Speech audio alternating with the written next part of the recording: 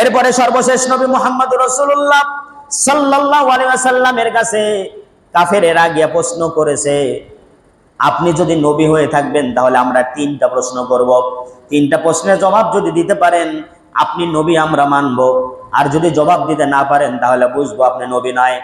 এক নম্বর প্রশ্ন, বাদশাহ জুলকারনাইন কে ছিল যে পূর্ব এবং পশ্চিমে ভ্রমণ করেছে? দুই নম্বর, রূহ কি জিনিস? আর তিন নম্বর, আসহাবে কাফের অধিবাসী কারা? ওই সমস্ত যুবক কারা যারা গুহার ভিতরে ঘুমন্ত অবস্থায় আছে, কিয়ামত পর্যন্ত ঘুমাবে ওই সমস্ত যুবক কারা? অর্থাৎ আসহাবে কাফ কারা? নবীর কাছে তিনটা প্রশ্ন করেছে। আল্লাহর নবী বলেছেন আগামীকাল তোমাদের প্রশ্নের জবাব দেব, ইনশাআল্লাহ বলে নাই। আল্লাহর কাছে এই কাজটা যথোপযুক্ত হয় নাই, ভালো লাগে নাই, পছন্দ করে নাই। পরের দিন নবী বারবার আকাশের দিকে তাকায়, জিবরাইল কখন আসবে ওহী গান আসে না, ওহী আর আসে না। একদিন চলে যায় ওহী আসে না, 2 দিন চলে যায় ওহী আসে না, 3 দিন চলে যায় ওহী আসে না, 15 দিন পর্যন্ত ইনশাআল্লাহ না বলার কারণে আল্লাহ জিবরাইলকে স্টপ করে দিয়েছিল, জমিনে আসে নাই। নবীজি হতাশাগ্রস্ত হয়ে গেলেন, ভীত সন্ত্রস্ত হয়ে গেলেন। কাফেররা বলা বলি করতে লাগলো মুহাম্মাদের রব মুহাম্মদকে ছেড়ে দিয়েছে, এই জন্য আর জিবরাইল আসে না, তার কাছে জিবরাইল আসে না, জিনও আসে না, সে আমাদের প্রশ্নের উত্তরও দিতে পারে না, বলা বলি করতে লাগলো। 15 দিন পরে যখন হযরত জিবরাইল আমিন নবীজির কাছে আসলেন, আসার পরে বলতেছে ইয়া রাসূলুল্লাহ, ইয়া হাবিবাল্লাহ, আপনি কখনো এমন কাজ করবেন না, ভবিষ্যতে যখন কোনো কথা বলবেন প্রয়োজন হবে ইনশাআল্লাহ বাদ দিবেন না। ওয়ালা তাকুলান্না লিশাইইন ইন্নী ফাইলুন যালিকা গাদা ইল্লা আইয়াশা আল্লাহ। আগামীকাল করব এই কথা আপনি কখনো বলবেন না। যখন আগামীকালের কোনো প্রশ্ন এসে যাবে আপনি বলবেন ইল্লা আইয়াশা আল্লাহ, অর্থাৎ আল্লাহ যদি চায় তাহলে আমি করব, অর্থাৎ ইনশাআল্লাহ। বলুন সুবহানাল্লাহ। তাহলে নবী ইনশাআল্লাহ না বলার কারণে ওহী বন্ধ কয়দিন? 15 দিন। জোরে বলেন কয়দিন?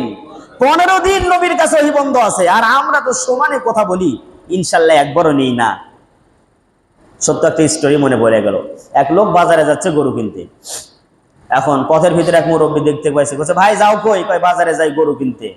বলে আরে ভাই গরু তো কিনবা, তো ইনশাল্লাহ কেন বলো না? ইনশাল্লাহ বলো।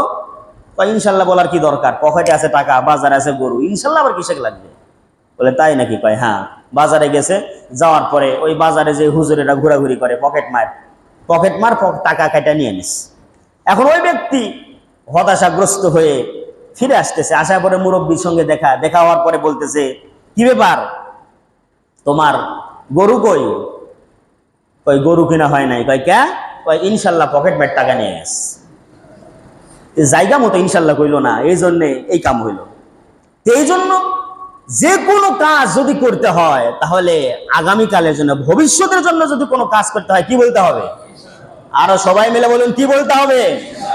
এই ইনশাল্লাহ শব্দের উপরে, ইনশাল্লাহ শব্দ দিয়ে আমাদের দেশটাও স্বাধীন হয়েছে। বঙ্গবন্ধু শেখ মুজিবুর রহমান তার যে ভাষণটা সর্বশেষ তিনি বলেছিলেন কি? রক্ত দিয়েছি আরো দিব, লাগলে আরো দিবই, তবুও এই দেশকে মুক্ত করেই ছাড়বো। তারপরে কি? ইনশাল্লাহ। জয় বলুন কি? ইনশাল্লাহ। ইনশাল্লাহর অনেক বড় পাওয়ার আমি আপনাদেরকে সহজে বলতেছি, এই কারণে মনে করতেছেন হুজুর এইটা আবার কথা হলো নাকি, ইনশাল্লাহ বললেই কি আর না বললেই কি। কিন্তু ইনশাল্লাহর যে কত বড় পাওয়ার এটা আপনারা কল্পনাও করতে পারবেন না। অতুলনীয় শক্তিকে সম্ভব করে দেয় এই শুধুমাত্র ইনশাল্লাহ শব্দ দিয়া। বলুন সুবহানাল্লাহ। আমার বন্ধুগণ, ওই যে বলতেছিলাম ইব্রাহিম আলাইহিস সালামের পরীক্ষার কথা, আল্লাহ বললেন জবে করতে, ইসমাইল আলাইহিস সালাম বললেন ইনশাআল্লাহু মিনাস সাবিরিন, আল্লাহ চাইলে আপনি আমাকে ধৈর্যধারীদের অন্তর্ভুক্ত পাবেন, সুতরাং আপনি আমাকে জবে করুন। জবে করতে গেল ইব্রাহিম আলাইহিস সালাম, জবে করলেন সন্তানকে, সন্তান জবে হলো না, হয়ে গেল দুম্বা।